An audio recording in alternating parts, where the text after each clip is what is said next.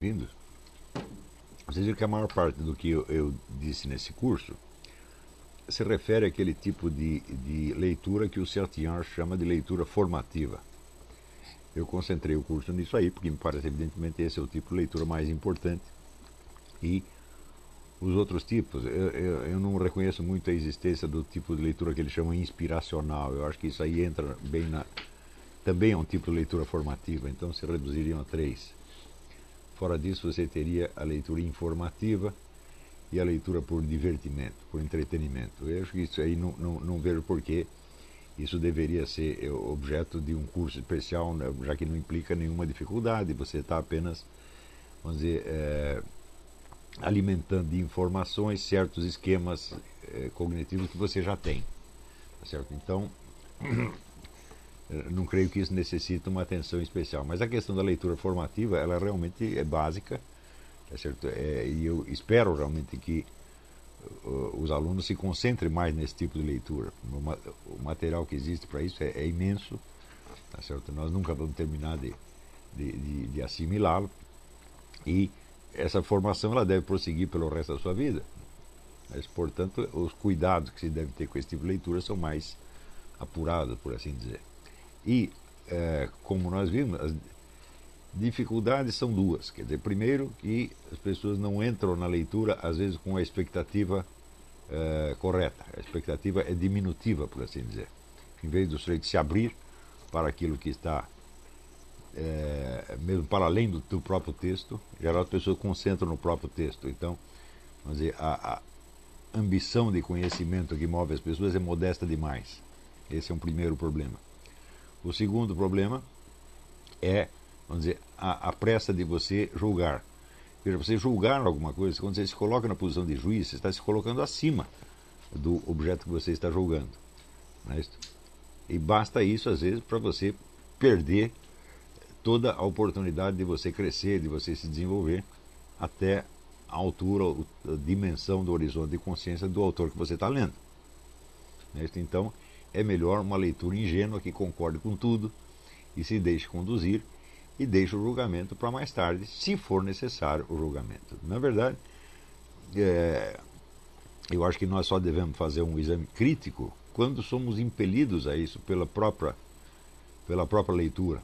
Quando você encontra dificuldades internas da leitura, você encontra contradições, dificuldades, obscuridades em número excessivo, aí sim, tá certo? Mas não devemos entrar jamais na leitura com o espírito de julgar.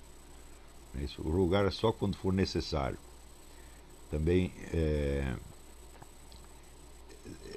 você pode se perguntar assim, mas por que eu deveria julgar isso? Quer dizer, qual é a importância de eu julgar isso? Qual é a importância de eu ter uma opinião sobre isso aqui?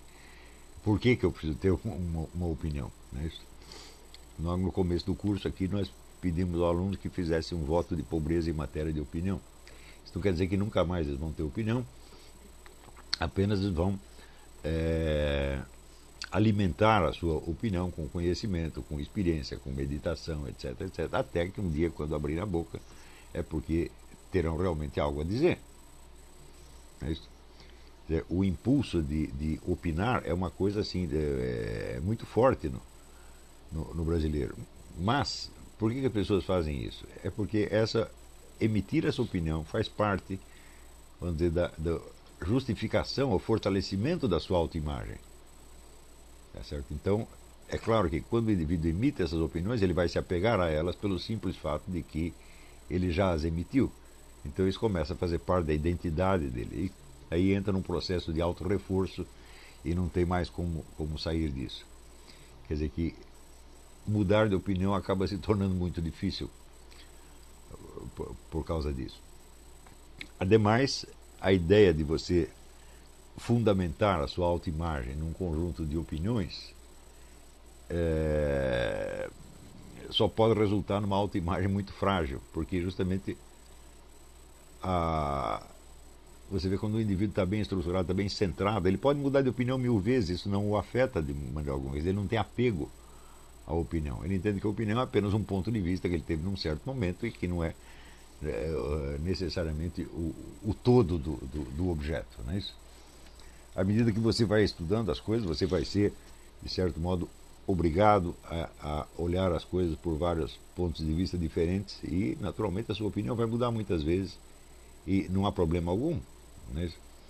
Quer dizer, em suma, opinião não pode ser reforço da sua personalidade. Ao contrário, a opinião deveria ser uma expressão da sua personalidade. Mas quanto mais incerta, quanto mais frágil a pessoa, mais ela necessita desse tipo de suporte, né? Onde, através da opinião, ela se mostra para uma outra pessoa. Quer dizer, a opinião passa a ser um aspecto dela que é conhecido pelos outros. E ela começa a ser conhecida como o portador desta opinião. E isso cria não só uma autoimagem, mas uma imagem social. Não é isso? Isso é o procedimento mais comum na convivência social brasileira. Não é isso? Mas isso só pode ser, vamos dizer, uma indústria de personalidades muito fracas. Não é isso? E cada vez mais vão precisar, vamos dizer, da confirmação alheia. Você dá a opinião para que concordem e se não concordam você vai se sentir inseguro. Não é isso? Então, tudo isto cria, vamos dizer, sem contar a crise da língua portuguesa no Brasil, que torna a leitura extremamente difícil.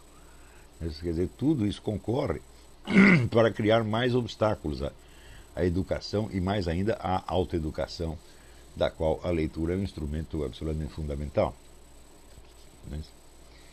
Então, tudo o que eu disse no curso é para ressaltar, vamos dizer, a ambição de tipo espiritual que você deve ter.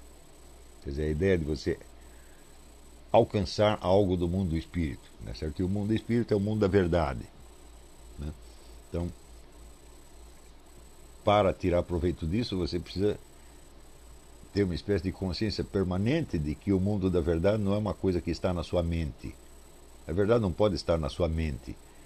Tudo que está na nossa mente é puramente subjetivo, é um aspecto nosso e não tem nada a ver com os objetos. Isso também, a verdade não pode estar inteiramente nos objetos, senão não seria totalmente estranha. E também não pode estar somente, vamos dizer, numa relação. Né? Isso porque quando eu estabeleço uma relação entre eu e um objeto, é só uma relação possível, só aquela que está se observando naquele momento. Tá certo? Mas dizer, o conjunto da verdade sobre aquele objeto transcende cada experiência que nós tenhamos dele. Então, o mais certo é dizer que a verdade é um domínio, um campo que transcende sujeito e objeto. E é isso que nós devemos ter sempre em mente quando estamos lendo. Estamos lendo em busca da verdade do que está no texto, tá certo? E não somente do texto. Tá certo? Nós podíamos até continuar lendo aquele ensaio do Honório Delgado. Vocês têm a cópia aí?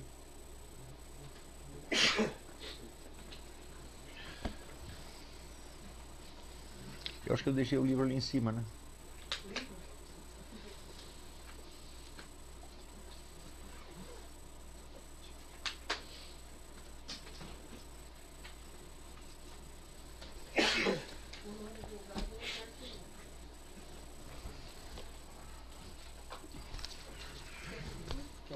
Ah, quero. Eu não sei onde deixei o livro.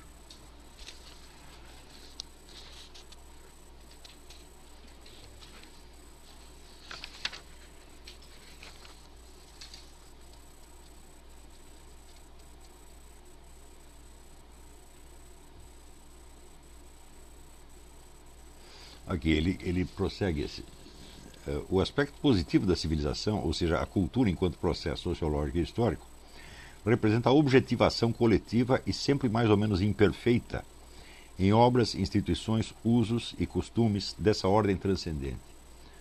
Ou seja, o mundo da verdade está sempre de algum modo ao nosso alcance através dessas obras, que são produtos objetivados, certo, da atividade criadora humana, que representam ou simbolizam essa ordem transcendente e que nos abre 1 milhão de caminhos para isso. Porém, essa experiência ela tem que ser feita pelo próprio indivíduo. Você não pode, vamos dizer, a cultura não vai te dar isso aí.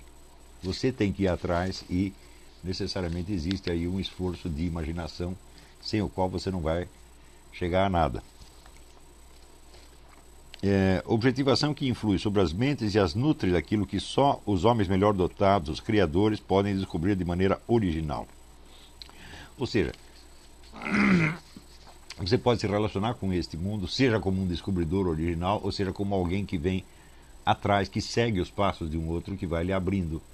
Vocês lembram aquela imagem que eu fiz, desenhei na tela? Né? Então, a fonte de luz, por um lado, e uma rede opaca do outro. Essa opaca por causa do entrecruzamento de muitas linhas simultâneas. Então, quando alguém descobre por trás desta maçaroca de experiências uma ordem, um padrão, então aí você tem uma filosofia, uma obra de arte, alguma coisa desse tipo, tá certo? Que, tornando aquilo um pouco mais translúcido, te abre um acesso a uma fonte de luz e você recebe aí uma inspiração.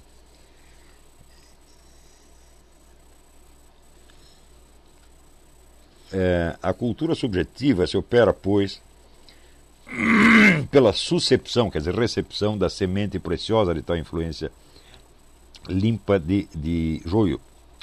E os livros, do mesmo modo que os estabelecimentos docentes, são ou deveriam ser órgãos e canais da sua intensificação. Então, agora, isto você dizer que deveriam, nós entendemos que as coisas, que esta é a natureza das coisas, que as escolas e as obras existem para isto. Porém, ao longo do tempo, acrescentam-se aí inúmeros objetivos menores. Isso que pode ser, vamos dizer, ou uma tendência ideológica, o interesse de um grupo político, ou os preconceitos de um grupo religioso, assim por diante. E tudo isso pode tornar os próprios instrumentos de acesso a essa fonte luminosa podem se tornar opacos eles mesmos. Não é isso? Então, você precisa ver que você vai certamente conhecer pessoas que viveram na opacidade e não tem a menor ideia de que pode haver algo mais do que isto. Quer dizer, a própria repetição dos fatores que estão tornando a situação opaca é importante para essa pessoa porque reforça de algum modo a sua autoimagem, a sua trama de relações sociais, etc, etc. Então são objetivos infinitamente inferiores que interferem nisso e praticamente destroem o processo da educação, tá certo? Na hora de você ler um livro, tudo isso, todos esses fatores estão presentes. Afinal de contas, você foi educado, você foi alfabetizado no sistema brasileiro, você convive no meio brasileiro, tá certo? E o que você recebe o tempo todo como informação são só elementos que vão tornar a coisa ainda mais opaca. Isso quer dizer, chega a ser um verdadeiro milagre que algumas inteligências sobrevivam no meio disso e continuem procurando uma coisa mais alta. Sem contar um fator de ordem mais recente, que é a predominância na cultura mais popular de elementos altamente deprimentes. Quando você vê a maior parte dos filmes hoje em dia, você vê que nesses filmes a profissão normal é o sujeito ser assassino profissional, a mulher ser prostituta, o traficante de drogas. Quando você pega os heróis das histórias, quase todos eles são assim. Então, isso quer dizer, está criando um novo padrão de normalidade. Na hora que as pessoas começaram a sair para a rua com tatuagem e piercing, você também criou um novo padrão de normalidade. Quer dizer, antes esses sinais eram característicos, por exemplo, de certas gangues, como por exemplo Yakuza no Japão, tatua os seus membros. De repente isso se torna um padrão de normalidade. Então, aí você tem realmente um esforço de levar as coisas para baixo. Tá certo? Esse esforço ele é onipresente, mas ele não é onipotente, porque em muitas pessoas ele cria, vamos dizer, uma repulsa automática. Você simplesmente não aceita isso.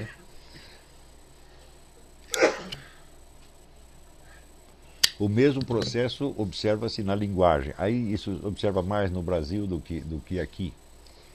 Nós temos todo, vamos dizer, o problema da linguagem formal. Então, tudo o que nós dizemos tem alguma articulação.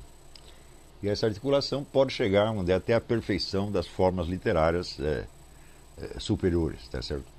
Mas essa articulação também ela pode se dissolver, vamos dizer, em interjeições, em berros, em gemidos, exclamações, etc, etc. E essa é uma tendência que é muito forte hoje em dia, né? Quando você vê esse pessoal ouvindo rap, por exemplo, né? Ali você praticamente só tem interjeição e xingamento, você não tem um discurso com começo, meio e fim. Também as pessoas vão se acostumando com isso, né? E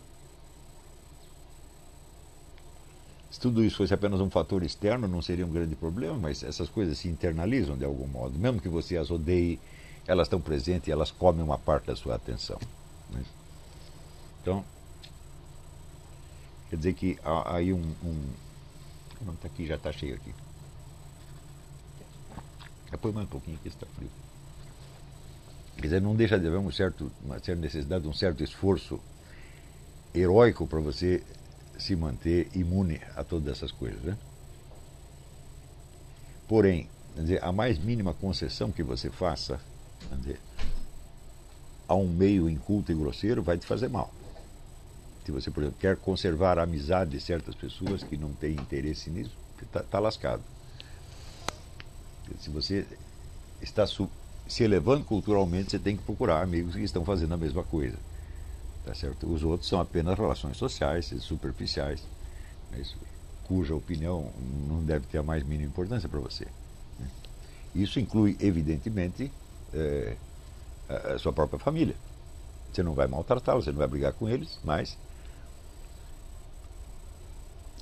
não há nenhuma maneira de você ter uma relação profunda com eles. Você vai ter uma relação, vamos dizer, amável, superficial, externa, e não vai ficar triste porque eles não entendem o que você está falando. Na verdade, eles não têm obrigação nenhuma para entender, porque eles não seguiram os passos que você seguiu. Tá certo? E talvez nem tenham capacidade para isso. Né? Então, vamos dizer, uma mudança de meio social é quase inevitável no curso disso. Você vê que as cidades universitárias foram feitas para isso, para propiciar a convivência entre pessoas que estão interessadas nas mesmas coisas.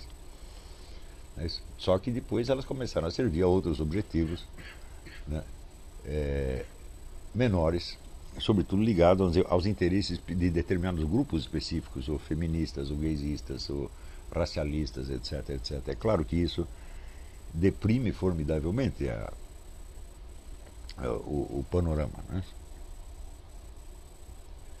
Então, tudo isso são, vamos dizer, obstáculos que pesam e que pode até, vamos dizer, no ato íntimo de você ler, tudo isso está presente de algum modo. E a maneira de você exorcizar isso é você ter em vista, vamos dizer, uma fonte luminosa a qual você quer chegar. Então é mais importante você ter esta motivação do que você seguir esta ou aquela técnica. É isso? Então, vamos ver, vocês têm perguntas? Hoje era para ser só perguntas.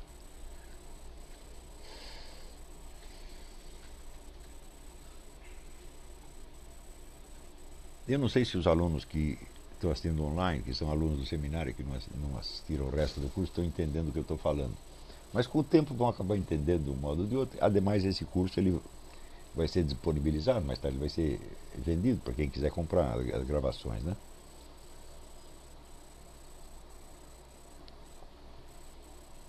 O texto do Honório Delgado foi disponibilizado para todo mundo ou só para os alunos inscritos neste curso, Silvio? O texto? É. Não, já está para todos os alunos. Ah, sim. Sim. Tem um link no chat.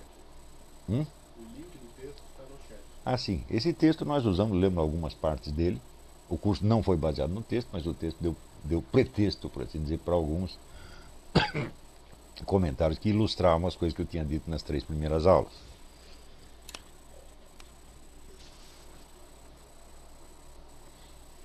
Uma vez, estou à sua disposição para perguntas.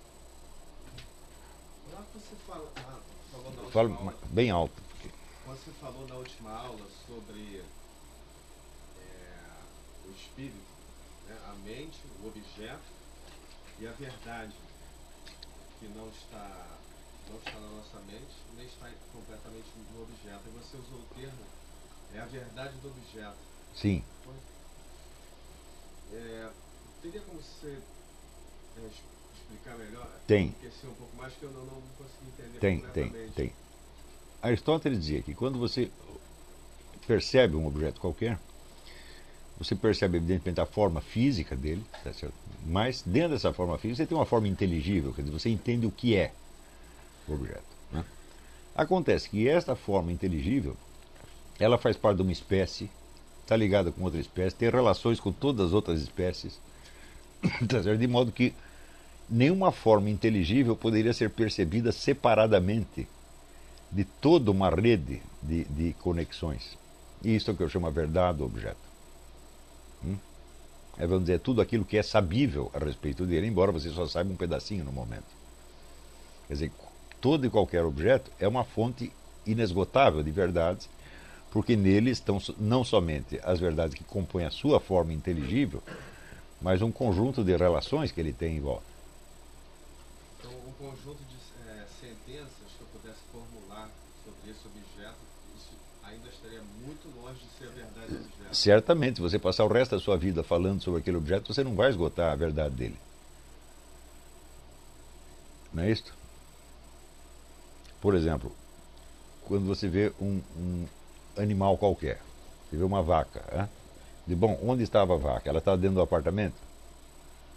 Não, provavelmente estava num pasto. Então ela tem uma relação com aquele território. Da onde surgiu a vaca? Ela apareceu por si mesma, ela foi gerada por outra vaca. Ela tem toda uma história. Você não conseguiria fazer a árvore genealógica de uma vaca. E, no entanto, essa árvore genealógica existe. Isso é que é importante. Quer dizer, o campo da verdade ele é muito denso. Né? E justamente por ser denso é inesgotável. Agora, de certo modo, qualquer ato de percepção está abrindo você para esse campo da verdade. Do qual você, vamos dizer, é como se você lançasse você lança uma luz, que é a luz da sua atenção, mas essa luz tem um alcance limitado, ela vai até um certo ponto e depois para dentro está tudo escuro. Mas está tudo escuro para você, mas você sabe que a verdade está lá. Não é isso? Então é isto que, vamos dizer, na Bíblia diz caminhar diante de Deus, quer dizer, você estar diante da verdade o tempo todo. Você saber que ela está ali, ainda que ela esteja inacessível para você. Quer dizer, um dos grandes problemas, vamos dizer, da filosofia dos 3 últimos séculos foi que ao se concentrar na atividade do sujeito e querer explicar todo o processo cognitivo pela estrutura do sujeito, chegou a problemas absolutamente insolúveis. Não é isso que você vai chegar, então o resultado disso será algum tipo de kantismo, né? Onde todo o nosso conhecimento não passa da projeção das nossas formas cognitivas sobre um mundo que em si mesmo permanece caótico. Então nós seríamos, por assim dizer, a fonte da verdade. A verdade não é o que as coisas são, mas aquilo que coincide com as formas a priori do nosso conhecimento. Você vai chegar nisso. E é claro que isso, evidentemente, é uma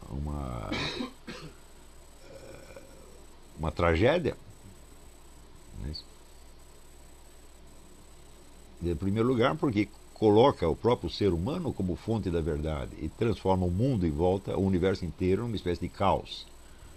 É um caos feito de, vamos dizer, uma poeira de impressões que só a nossa mente, a qual só a nossa mente dá uma unidade e um sentido. Falei, isso é absolutamente impossível. Eu vejo, por exemplo, que nós sabemos nos orientar no espaço, nós temos a noção de em cima, embaixo, direita, esquerda, para frente e para trás.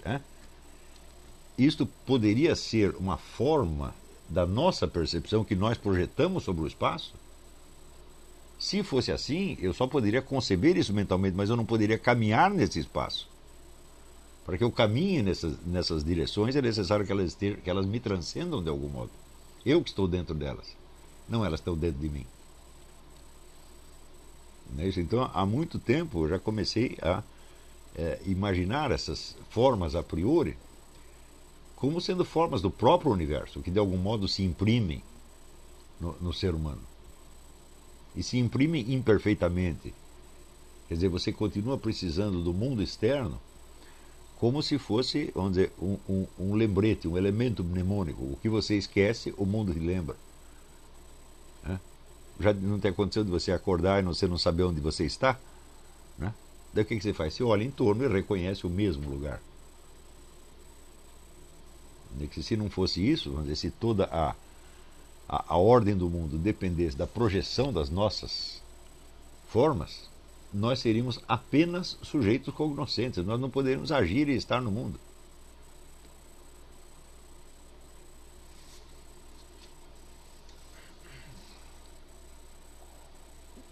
Então, quer dizer, em torno de nós você tem, vamos dizer, uma infinidade de objetos e das suas relações. E por cima e para além desse objeto, você tem a verdade deles.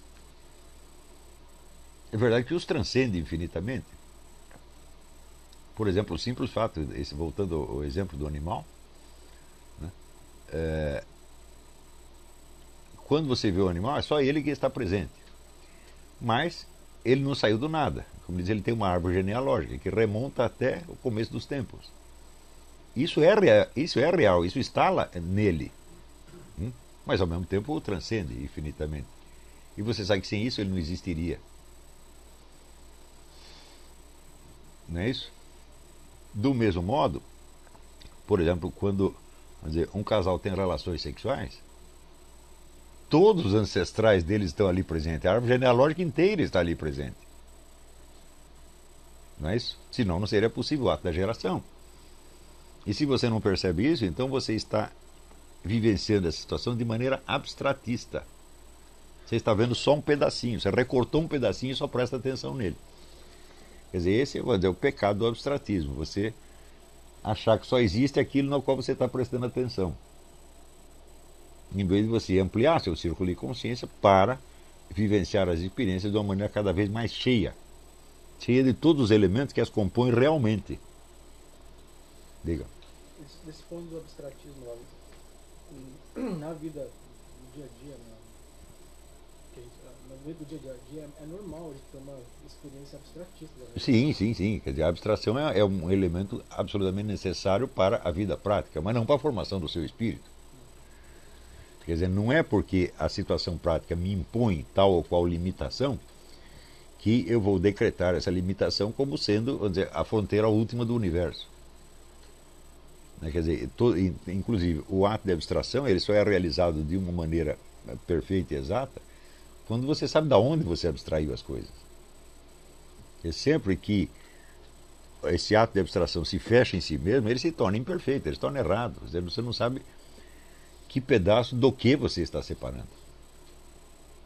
Na verdade, se você pensar bem, a nossa própria existência de todos os dias é um pouco abstrata, porque nós mesmos somos abstrações até certo ponto. Aquilo que nós sabemos de nós mesmos é puramente abstrato. Eu não tenho conhecimento da minha realidade concreta. De vez em quando eu tenho algum vislumbre dela. Mas é o tal negócio, o mundo concreto ele está sempre aí. Tanto o mundo dos objetos quanto o mundo da verdade. Ele está sempre aí, ele não vai fugir. Não é isso? Nada impede você de voltar a ele de novo, e de novo, e de novo, e de novo, e de novo. E você ir assim enriquecendo a sua vida interior, e ampliando o seu horizonte de consciência. Não é isso? Então, especialmente quando você vai examinar algum assunto em especial, não é isso? Você se concentra naqueles aspectos que chamaram a sua atenção. Mas você sempre tem que saber que existe algo por trás daquilo, algo que tornou aquilo possível. Esta é a pergunta. Para que estas coisas existam, o que mais precisaria existir? Para que esses seres estejam presentes, o que tem que estar por baixo deles e ausente? Não é isso? No começo do curso eu dei alguns exercícios para as pessoas se acostumarem com essa ideia. Por exemplo, você sentir que você está em cima de um chão, né? E que este chão se prolonga até o outro lado do planeta, né? E que há pessoas andando do outro lado. Isto é verdade. Nós não pensamos nisso no dia a dia, né? Isso quer dizer, a nossa mente funciona sempre na base da abstração. Não temos outro meio de funcionar. Mas, ao mesmo tempo, nós temos consciência da verdade que transcende o campo da nossa abstração. E essa abstração ela se torna mais rica e mais exata na medida em que você tem a consciência desse fundo, desse fundo sem o qual as coisas não poderiam existir.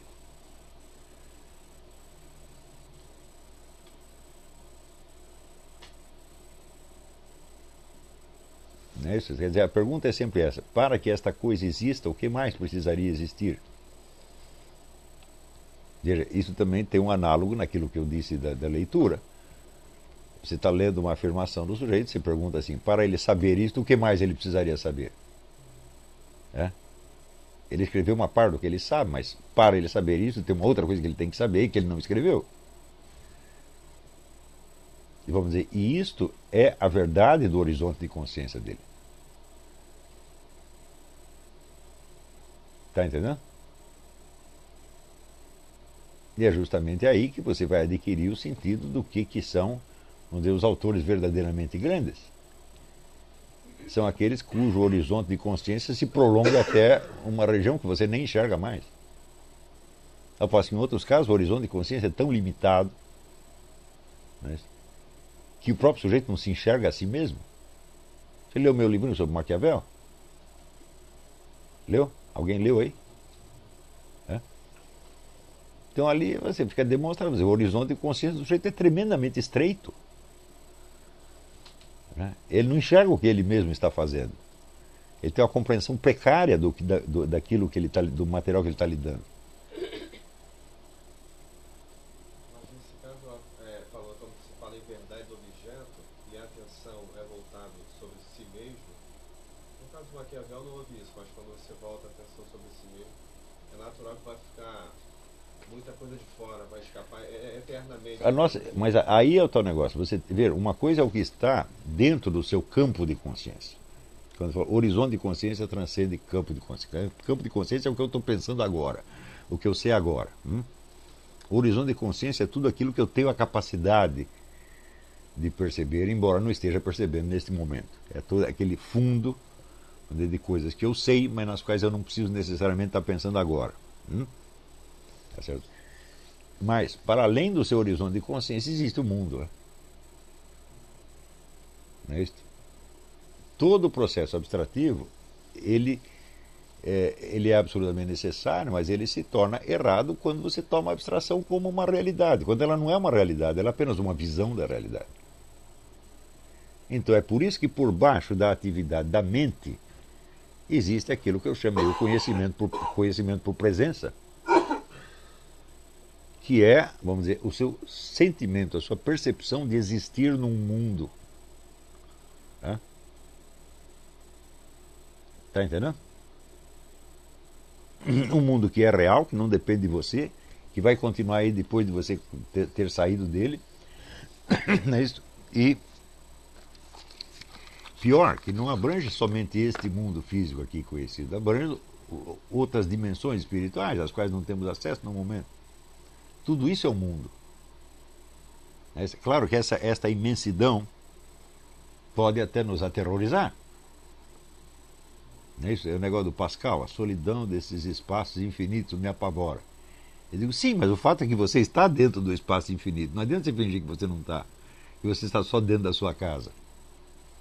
Não é isso? Então, esse deixar-se levar pela percepção do mundo concreto, por mais deficiente que ela seja, e por mais que essa abertura te perturbe, esta é a exigência sem a qual nunca estaremos na realidade. Vamos estar sempre dentro de um mundo de história da carochinha.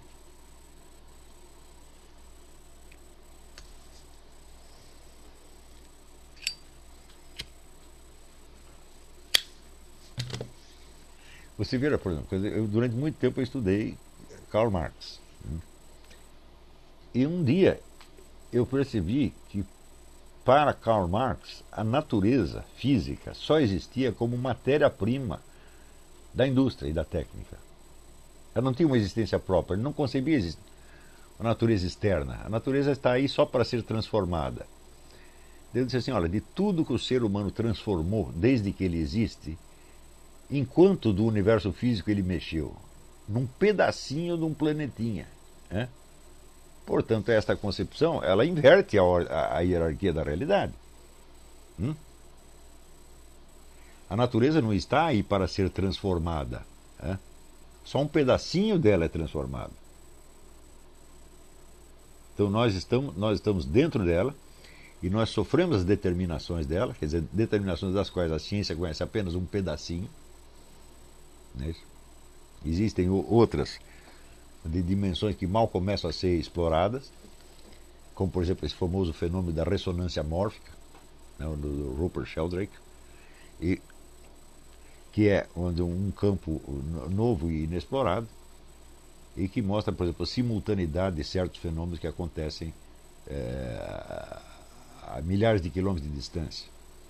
Então, aqui você tem um grupo de ratinhos que está aprendendo a sair do labirinto, e na hora que ele descobre a sair do labirinto, um outro grupo de ratinhos do outro lado do mundo descobriu a mesma coisa. É isso. Então, isso quer dizer que existe entre eles um tipo de ligação que nós não conhecemos. Não é isso? Quer dizer, toda hora a ciência descobre mais desses fenômenos, quer dizer, ela descobre mais problemas do que soluções, mais perguntas do que respostas, e isso é normal. Quer dizer, o fato de você estar num universo em aberto, que te transcende infinitamente, quer dizer, bom, se você não tem este sentido, você está fora da realidade. Porque essa é a condição na qual você está, não só o universo espacial, mas o universo temporal também. Pensa bem, até onde você conhece, por exemplo, a história da sua família? Os ingleses costumavam dizer que no Brasil ninguém sabe quem foi seu avô. É isso? Então, quer dizer, as árvores genealógicas terminam 2 gerações para trás. E, no entanto, todas as tendências hereditárias estão em você. Você as carrega, só que você não sabe quem elas são. Você estuda aquele negócio do Zondi, da psicologia do Zondi, você vai ver o peso enorme que os antepassados têm, quer dizer, na formação da sua conduta, das suas emoções, etc, etc. Então esse é um bando, ele compara um bando de personagens que está dentro de você, exigindo que você repita o destino deles. Mas você não os conhece.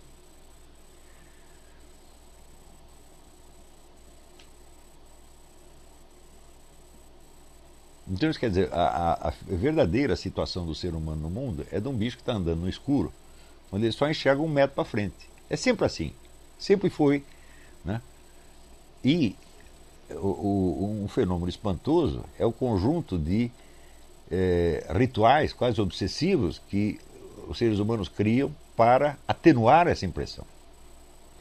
Para ter a impressão de que eles estão num mundo fechado onde eles conhecem tudo. Ou seja, é uma técnica de fugir da realidade.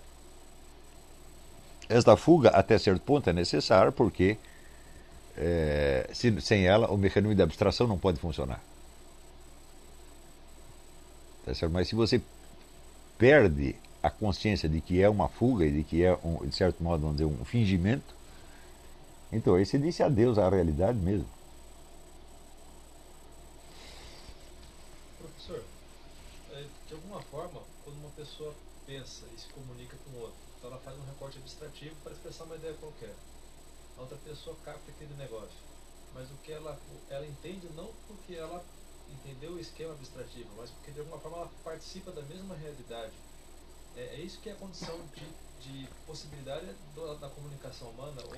Sim, existe apenas uma analogia entre o que o sujeito falou e o que você experimenta.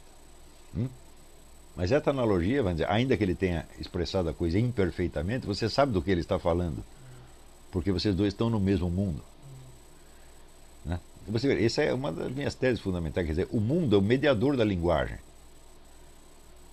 Se não existisse o mundo em torno de nós, a linguagem não poderia funcionar de maneira alguma. Você veja, é possível 2 pessoas se comunicarem sem uma saber a língua da outra. Você aponta um objeto, por exemplo, mas para isso o objeto tem que estar presente. Você está num país estrangeiro, você não fala a língua, mas você vai no supermercado e mostra uma salsicha. E se isso é possível porque a salsicha está ali. Não é isso? Agora, não seria possível a comunicação entre 2 falantes que não tivessem presença física? Então, quer dizer, longe da linguagem cobrir o mundo, Ao contrário, ela se consiste apenas de uma série de fios soltos, né, num espaço infinito em volta.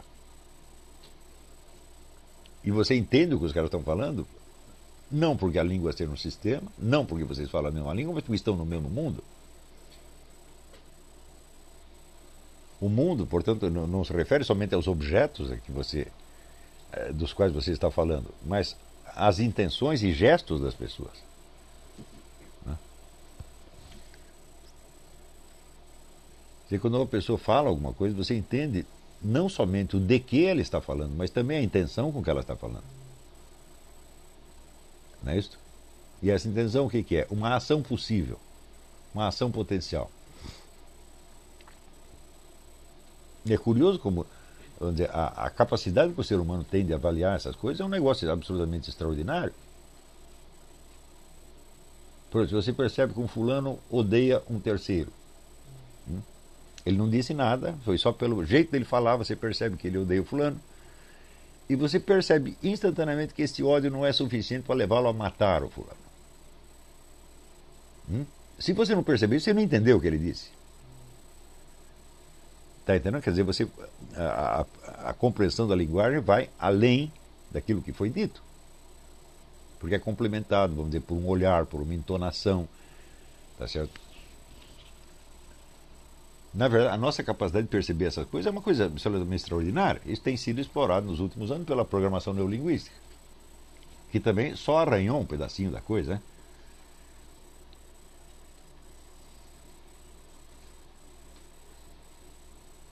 Agora, isso tudo, esta percepção também está presente na leitura.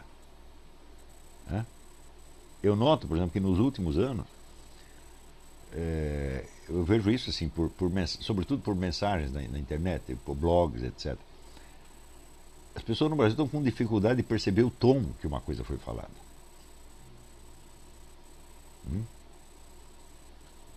Isso aí é grave.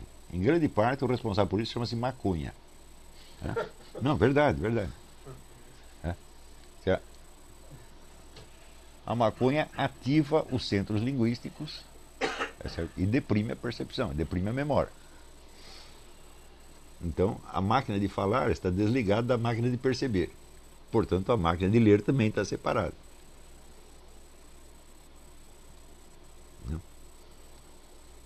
Outro dia eu fiz uma piada, o sujeito disse que foi um desabafo. Eu digo, como um desabafo? Eu estou falando de gozação. Quer dizer, ele não percebe o tom. Ele acreditou na piada, literalmente. Tanto que hoje as pessoas, quando fazem piada, elas têm que avisar que é piada, porque senão ninguém percebe.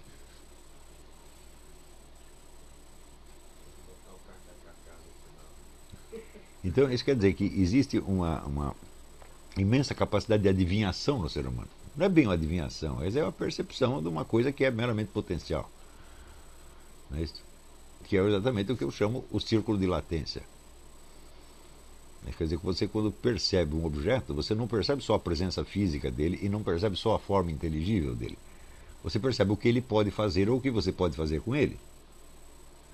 Isso tudo está presente. Eu dou um exemplo, você está andando na rua e tem um cachorro deitado. Você percebe só que é um cachorro? Ou você percebe que ele pode abanar o rabo, ele pode rosnar para você, ele pode sair correndo atrás de você, pode te morder, pode sair correndo, pode fazer uma série de coisas. Se você não sabe que ele pode fazer tudo isso, você não sabe que é um cachorro. Porque esse é apenas um cachorro empalhado. Não é isso? Então, a percepção desta força que está presente nos objetos, força ou de agir ou de padecer uma certa ação, tá certo? Essa percepção é imediata. Você está vendo um monte de livros, aí você pode lê-los, mas não pode comê-los, ou não sabe. Quer dizer, a forma deles não admite essa ação. Não é isso? Você sabe que eles podem cair da estante, mas eles não podem sair voando. Em tudo o que nós percebemos, existe esse círculo de latência. E se some o círculo de latência, então você não está percebendo nada. Está percebendo apenas formas estáticas que não querem dizer coisa nenhuma. E, no entanto, com que órgão dos sentidos você percebeu o círculo de latência? Com nenhum.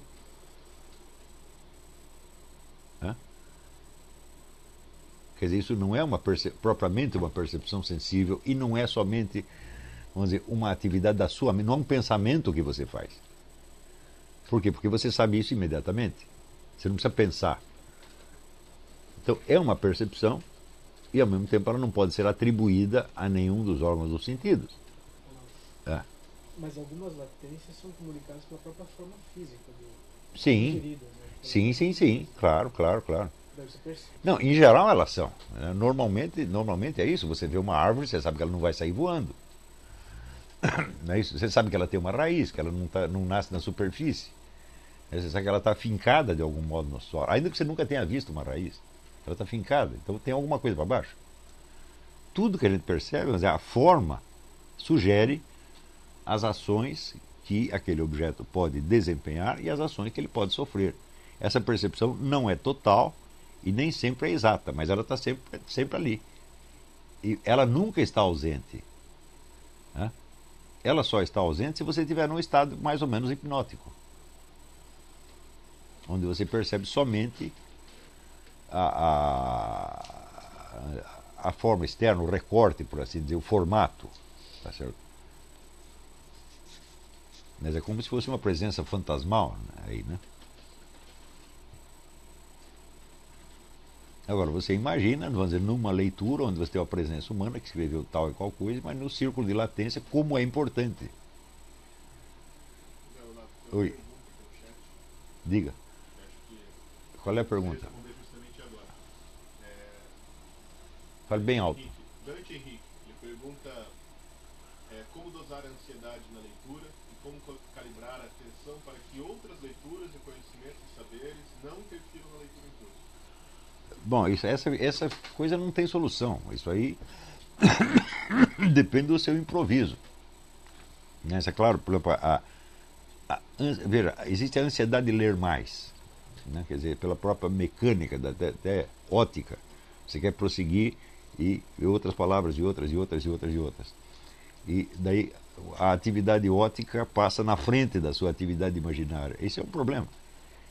Eu não sei como resolver isso, senão você voltando lá de novo.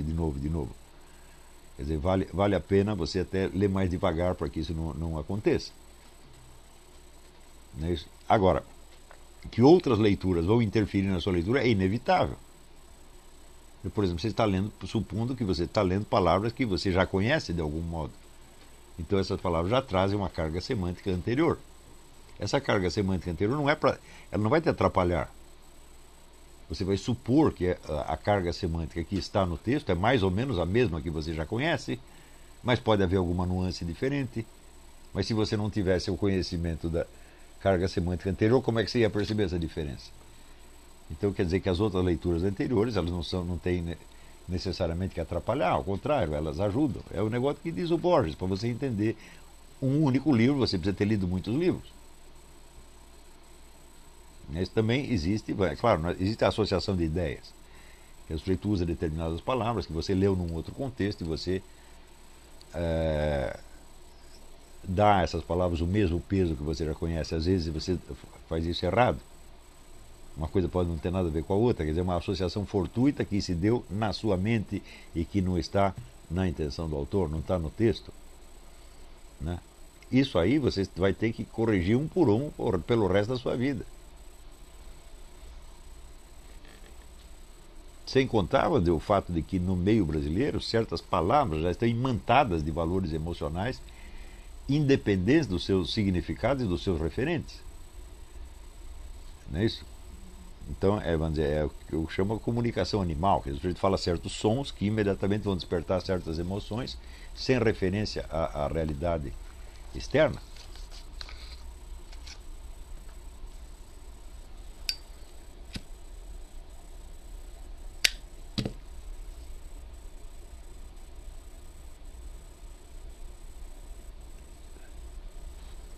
Quer dizer, aí vamos dizer, o desligamento entre, vamos dizer, a palavra usada como gatilho de emoções pode funcionar independentemente de qualquer referência externa. Isso funciona realmente. É um método hipnótico, na verdade. Isso quando o hipnotizador encosta o dedo na sua mão e diz que é um cigarro e a sua pele aparece queimada. Tá certo? Não havia cigarro nenhum, não havia o objeto capaz de produzir aquela ação. Isso tudo se deu dentro da sua mente. Foi a comunicação direta entre a palavra do hipnotizador e o seu cérebro. Tá certo? Eu acredito que a maior parte do que se fala e se escreve no Brasil hoje é assim.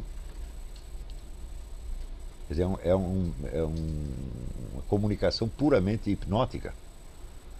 Onde as pessoas não se lembram de olhar para o objeto e dizer: peraí, mas do que você está falando?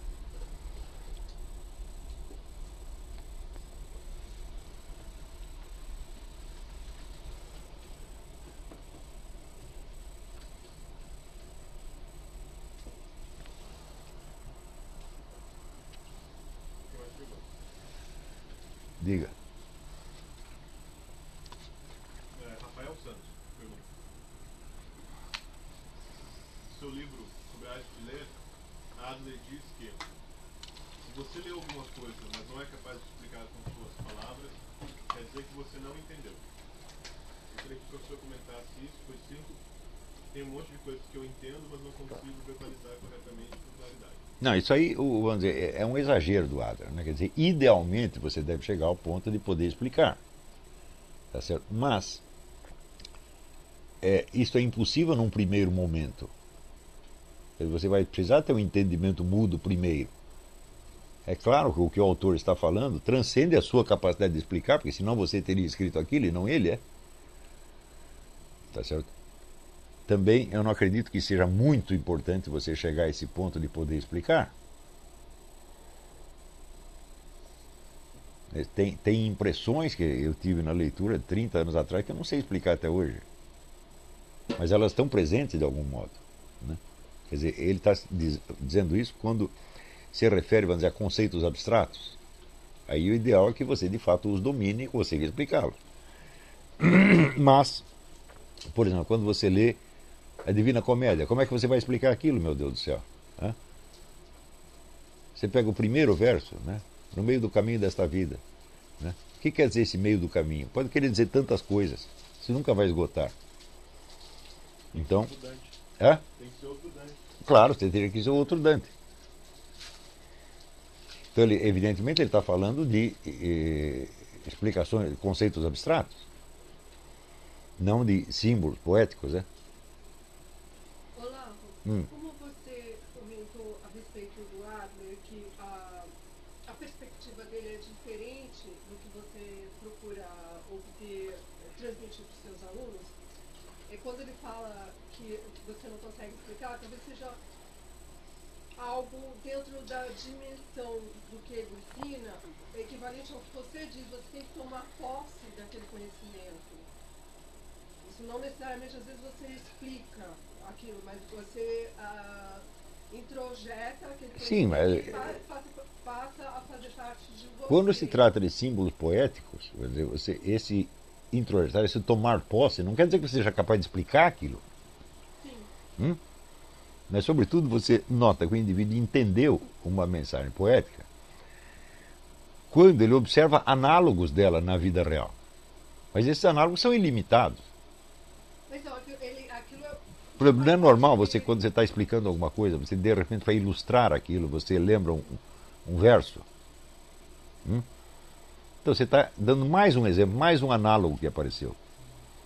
Quer dizer, você está reconhecendo na realidade análogos daquilo que ele disse. Isso mostra que você entendeu.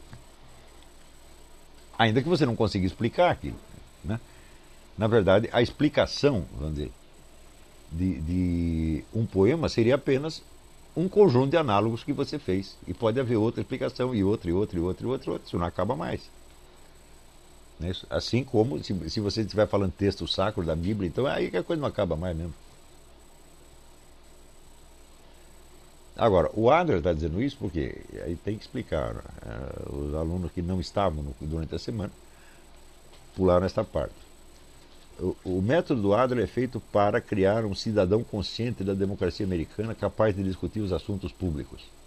E supõe que exista uma democracia funcionando, que existam valores e leis conhecidos de todo mundo, tá certo? E que a ordem política esteja funcionando. Essa situação não se cumpre no Brasil, evidentemente. Então, o objetivo do nosso curso não pode ser isso. O nosso objetivo é fazer pessoas que consigam sobreviver, tá certo, num meio culturalmente deprimente, não é isso? E que possam, por si mesma, exemplificar uma ordem ideal nas suas obras e nas suas pessoas, e possa mais tarde inspirar outras pessoas. Esse é o nosso objetivo. É muito mais ambicioso, pensando bem, do que o Adler. O Adler está preparando as pessoas para uma circunstância social que já está pronta e que, de certo modo, os favorece. E nós estamos preparando pessoas para atuar num ambiente onde tudo os desfavorece. Você tem que abrir, você não tem uma estrada pronta, você vai ter que abrir a picada no facão.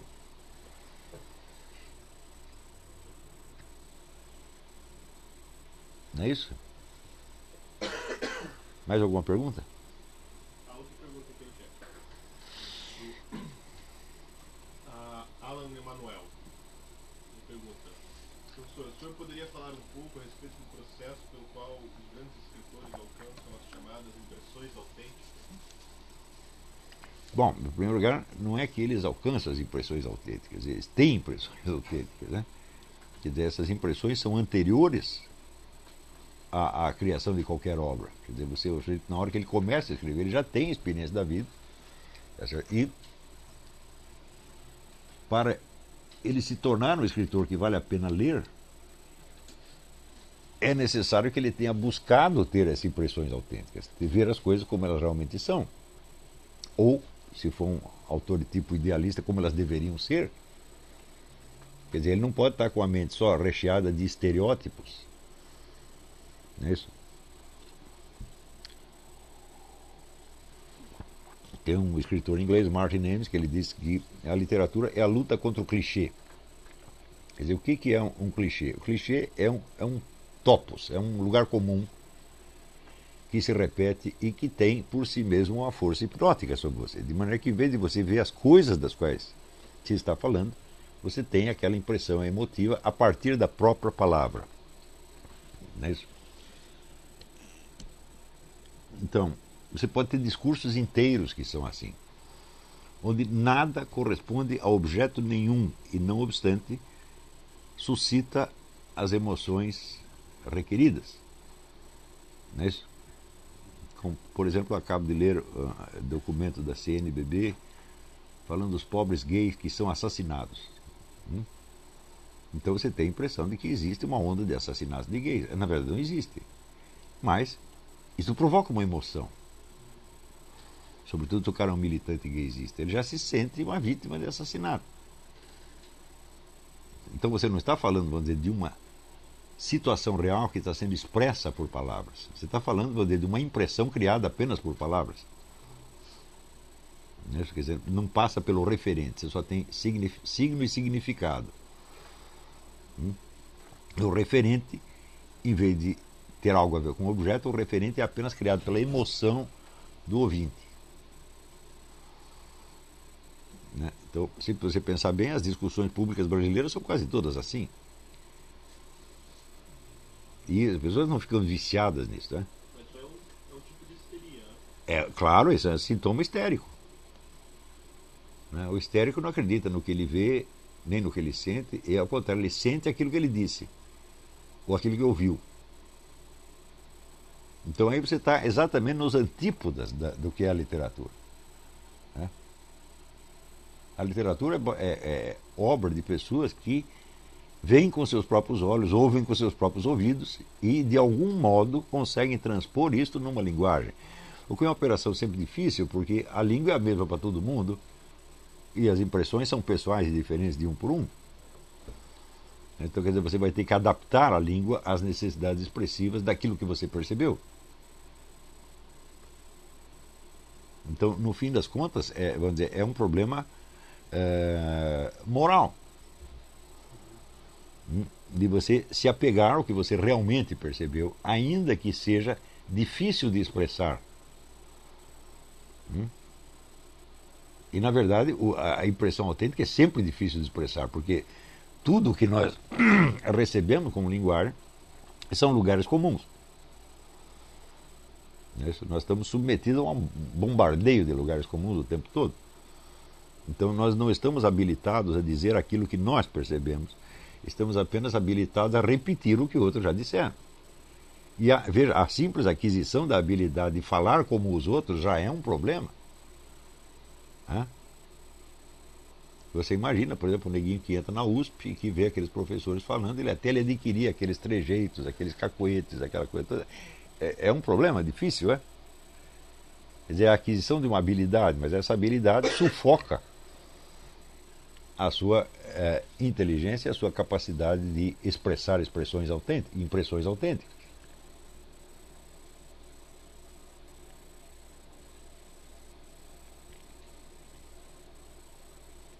É claro que só pode existir uma literatura digna do nome onde haja um espaço para a individualidade. Senão, a literatura se torna, vamos dizer, uma repetição. Não é isso? Durante grande parte da Idade Média, não tem nenhuma literatura que vale a pena, porque você só tinha atividade mais criadora, ou nas artes plásticas, ou na filosofia. Mas a literatura era apenas um negócio didático para as massas que repetia sempre as mesmas mensagens. Então a gente não tem por que ler essas coisas hoje. Então logo começa, vamos dizer, a civilização urbana permite um certo desenvolvimento da individualidade e começa a aparecer uma literatura mais interessante. Também, se você observar assim, você pega a história da União Soviética. É claro que existiu uma imensa literatura soviética, moldada segundo os cânones do partido, etc. Só que ela não tem interesse para nós, porque é tudo igual. Então, somente os dissidentes, os caras que estavam na cadeia, é que tinham uma individualidade suficientemente desenvolvida para fazer uma literatura interessante. Mais doutrinação. Sim, não é bem doutrinação, era uma macaqueação de formas, né? O intuito podia ser doutrinário. Né? Mas durante a Idade Média, a literatura, o teatro, né, medieval, e a literatura soviética, elas ainda, não é a expressão adequada, mas poderia dizer que elas estavam a serviço de uma hegemonia cultural. Sim. Mas a impressão que hoje, como você está colocando no Brasil, não é isso. É só aquele fenômeno do conselheiro Acácio, sabe? A repetição de Sim, esse aspecto de macaqueação no Brasil transcende infinitamente o problema da hegemonia cultural. Vamos dizer, começa com uma luta pela hegemonia cultural, mas hoje não é mais isso, não. Quer dizer, hoje é uma incapacidade consolidada mesmo, quer dizer, é uma crise da linguagem, uma crise da inteligência. Então, de certo modo, essas pessoas nem podem ser doutrinadas mais. E não podem nem precisam, né?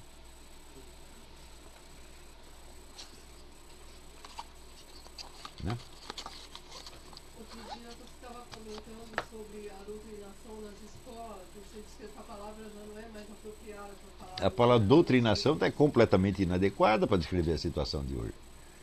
O que você tem, vamos dizer, é um repasse de cacoetes. Não é isso? De condutas histéricas, na verdade. O Carlos Nadalim, observando as escolas, assim, ele tem uma tese que é o seguinte, que hoje no Brasil, essa dominação ideológica não se passa pelos materiais didáticos, como é a preocupação dos conservadores, né?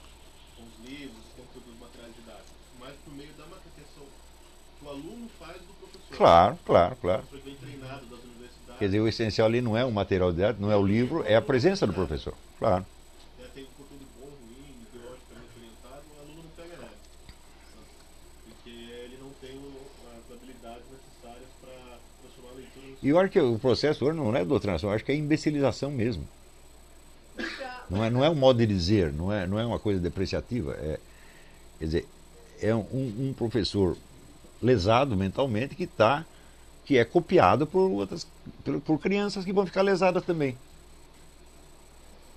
Você disse uma vez que para haver doutrinação tem de haver um pouco de inteligência. É evidente. Assimilar aquela doutrinação. Para haver uma doutrina, precisa haver uma doutrina contrária. Precisa haver alguma discussão, alguma dialética. Mas isso não existe. As pessoas são incapazes de pensar qualquer coisa fora daquele universo delas. Elas não têm nem com quem discutir.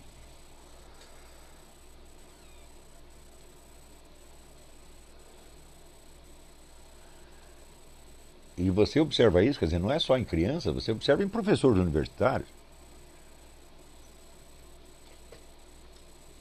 Professor, Hum. que bicho estranho é esse chamado consciência humana? Que de alguma forma, quando você está ali na esfera das preocupações afetivas para afirmar uma imagem, é uma espécie de busca da identidade. Então, às vezes a pessoa ela se agarra a algumas opiniões que ela emite ou ao próprio papel social. É uma forma, sei lá, deturpada, sei lá se é a palavra correta, de buscar essa individualidade. Mas pelo que o senhor está explicando sobre a forma como a gente deve se colocar, a facilidade com que a gente deve tratar a realidade, é uma espécie de caminho contrário, ou seja, é a própria aceitação da realidade que te transcende, ela mais ou menos ela vai desintegrando você. Mas, Sem ao mesmo dúvida. tempo, ela cria sua individualidade. Sem dúvida, sem dúvida. Curioso isso. Mas é que vamos dizer, a verdadeira individualidade humana, ela não é uma forma, ela não é uma figura, ela é uma força. É? Você está entendendo? Essa força não tem uma figura física, é a sua própria criatividade. Isto é você. Não é isso? Tem que pensar em forma. Então, quer dizer, você não precisa se apegar a determinadas formas, ou a determinados cacoetes, a determinadas maneiras de dizer. Você pode mudá-las. Não é isso?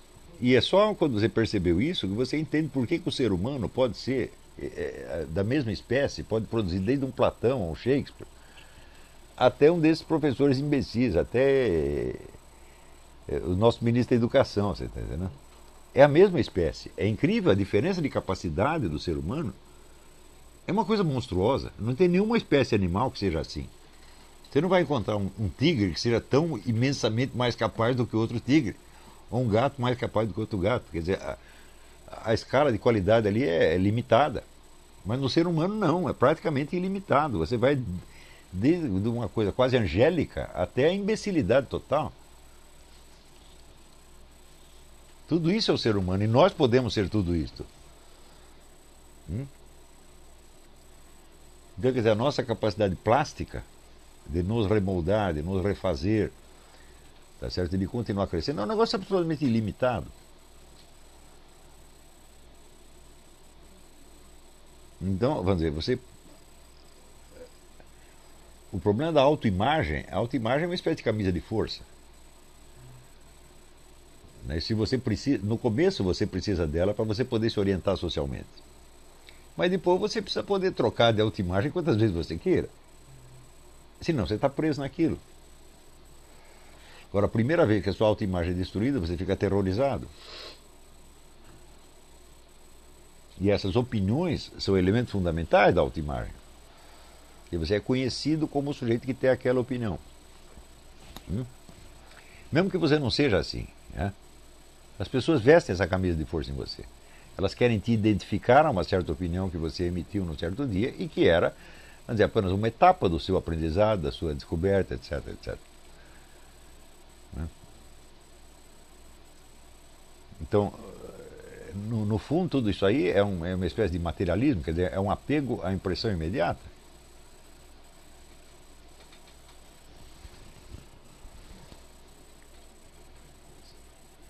Bom, se você pensar, vamos dizer, na escala de imortalidade da alma, é isso? Bom, será que a sua alma imortal tem as mesmas opiniões que você tem agora? Não, as suas opiniões terão ido todas embora. Não é isso? Imagina que você tivesse acesso, vamos dizer, a um universo infinitamente mais rico do que esse e você fosse muito mais inteligente do que você é. Você conservaria as mesmas opiniões, os mesmos cacuetes? Não, se ia esquecer tudo isso, ia continuar sendo você mesmo. Porque você não era nada disso.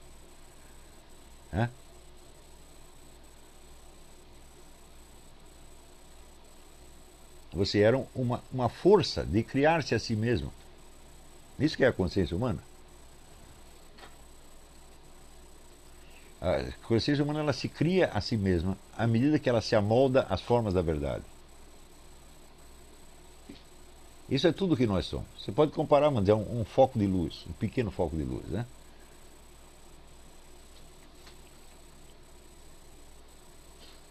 Então isso não tem uma forma, um formato, por assim dizer, né? Só tem uma forma, claro, no sentido inteligível da coisa.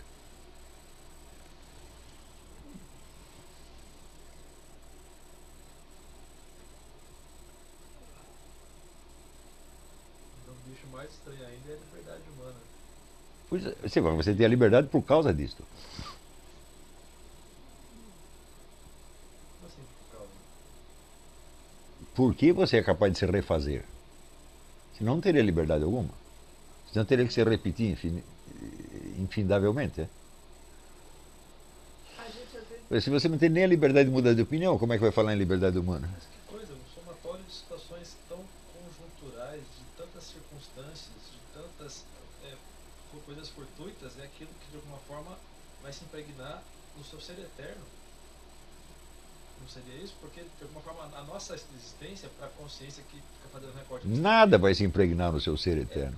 Nada. seriada, a nossa... Absolutamente nada. Tudo o que te aconteceu não tem importância nenhuma. Mas aí, Mas não é isso que é o perdão dos pecados? dar de novo. Se tudo se impregnasse em você, o perdão dos pecados seria impossível. Não é isso? Quer dizer, você pode ser refeito. Você pode mudar de forma infinitamente sem deixar de ser você mesmo.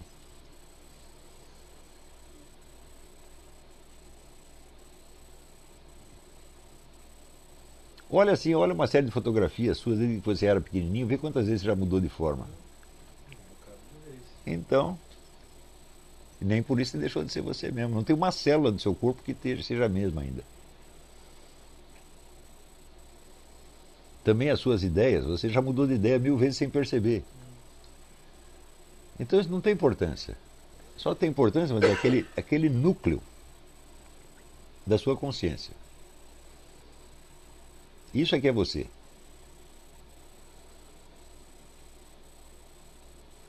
E esse núcleo, o que é a capacidade dele? É a capacidade de se refazer, de se criar à medida que contacta o mundo da verdade. O mundo da verdade fecunda a consciência. A consciência se faz. Eu digo que ela se faz, ela não é feita pelo mundo da verdade, ela se faz porque a iniciativa é dela. Né?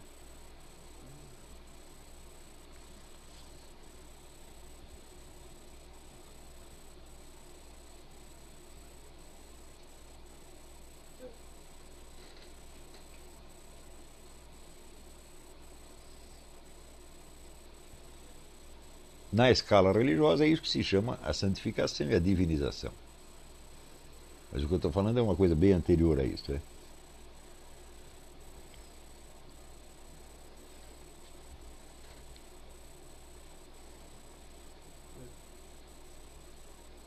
alguma forma, pegando uma palavra que o senhor usou, a gente sendo fecundado é uma forma, consequência disso é uma forma de Deus se reproduzir na gente. Sim, sim, sim. Quer dizer, o fato de você ter uma consciência, o fato de você ter um eu, tá certo? Não pode ser explicado por nenhum fator natural. Quer dizer, o eu é o maior dos milagres, se você pensar bem. Né? Porque o próprio Deus se define como eu sou, o eu sou. Né? Então, essa capacidade de ser eu é uma coisa divina. Né? E de algum modo isso está presente em nós. Eu não sei como, não venha me perguntar porque eu também não sei. Mas, então, é a própria inteligência divina, o próprio Logos que se refrata em milhões de reflexos. Esses reflexos somos nós.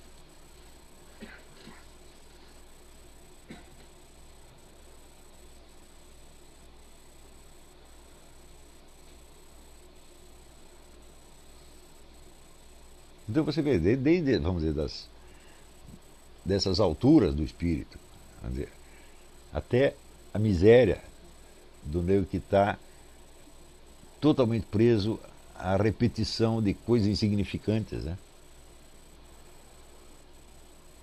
Mas tudo isso é a humanidade. A humanidade tem todas as possibilidades. E nós, cada um de nós tem todas elas. Né?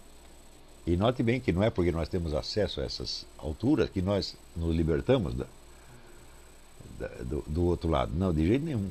A vida inteira estamos presos a isso aí, porque isso é a situação humana. E no fundo era isso que Aristóteles queria dizer com o animal racional. Você não pode esquecer que quando ele vai explicar o que é a razão, né? A razão não é só a capacidade de pensar, não é só a capacidade de fazer silogismos, a razão é nous, é espírito, tá certo? Então, um animal dotado de espírito, mas que não deixa de ser animal por causa disso. Né? E que, portanto, está preso a todo aquele mundo dos reflexos condicionados, da repetição, etc, etc.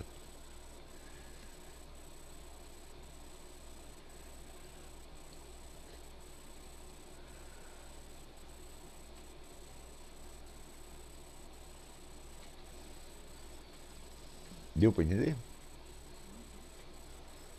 Então, acho que podemos dar por encerrado esse curso aqui, se não tiver mais perguntas. Então, tem outras perguntas, mas acho que você já acabou respondendo. é? Tem uma aqui.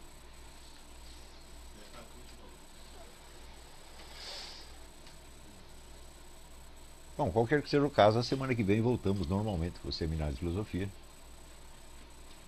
É isso.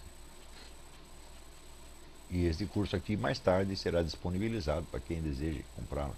Tem um aluno, Caio, que faz uma pergunta se você poderia indicar algum autor, se algum fotógrafo que faria na área de fotografia ou cinema um trabalho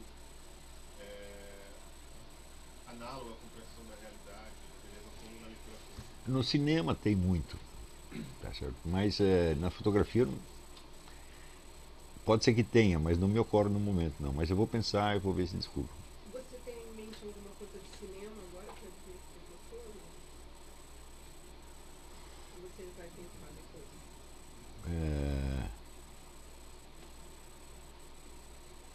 Eu nunca pensei nos filmes sob esse aspecto, né? Não, prefiro responder, não sei. Mais tarde eu penso. E o Alexandre Miller Ribeiro pergunta, num país com a linguagem como está, o nosso, qual lhe parece o grande desafio para quem pretende fazer literatura de ficção? Bom, então, em primeiro lugar, você vai ter que começar por trabalhar esta linguagem que existe. Você pegar esse tecido de chavões, lugares comuns e trabalhar para descobrir o que está no fundo nele e como você pode transformar uma coisa na outra. Quer dizer, não adianta você querer direto chegar numa linguagem mais elevada, você não vai conseguir. A gente sempre tem que trabalhar a língua que existe. Eu tenho procurado fazer isso, quer dizer, juntar, pegar desde a fala mais vulgar possível e elevá-la quando possível, depois voltamos para lá. Eu não vejo outra maneira de você trabalhar isso. Afinal de contas, os seus personagens vão ter que falar mais ou menos como as pessoas falam, a não ser que os personagens fiquem totalmente inverossímeis. Não é isso?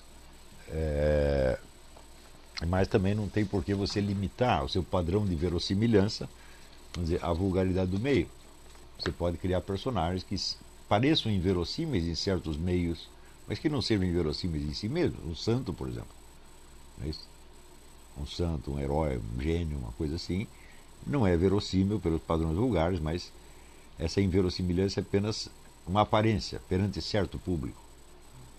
Não é isso? Quer dizer, tudo isso você pode trabalhar. Mas você reencontrar a articulação da linguagem por trás dessa desarticulação presente, eu acho que essa que é a função. Mas o segundo lugar seria documentar a verdade da experiência de ser brasileiro nesses últimos 30 ou 40 anos, que a literatura não documentou de maneira alguma. A nossa literatura parou em maio de 68. Né? Quer dizer, até hoje é só choradeira de comunista que foi perseguido, coitadinho, pela ditadura militar. É só nisso que se pensa. Parece que isso foi a última experiência brasileira. Não é isso?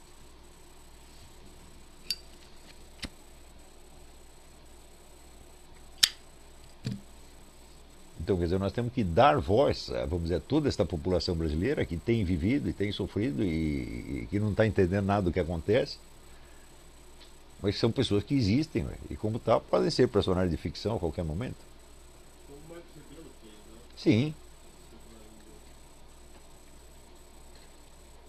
Agora, tem que ler muito a literatura brasileira até os anos 60, porque ela estava num caminho muito bom. O próprio Marco Rebelo, acho uma leitura indispensável. Né? O modo como ele pegou aquele linguajar carioca e trabalhou aquilo é uma coisa maravilhosa. Né?